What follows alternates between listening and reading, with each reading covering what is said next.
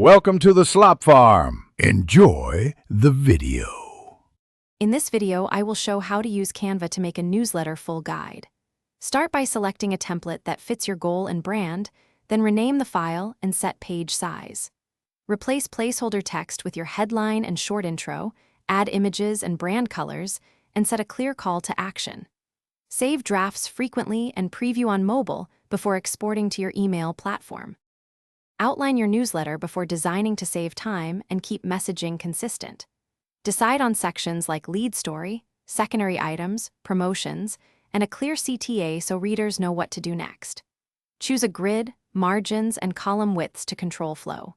Collect images, logos, and URLs, and prepare short headlines and summaries so you can quickly drop content into the template. Use consistent typography and color palettes in Canva to build a recognizable newsletter design. Pair one headline font with one body font, and set sizes for hierarchy so readers scan quickly. Use high-quality images, apply masks or frames, and align elements with the grid.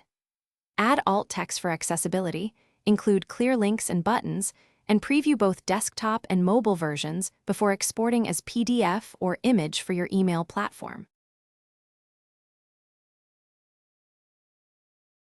Thanks for watching. Consider subscribing if we helped you today.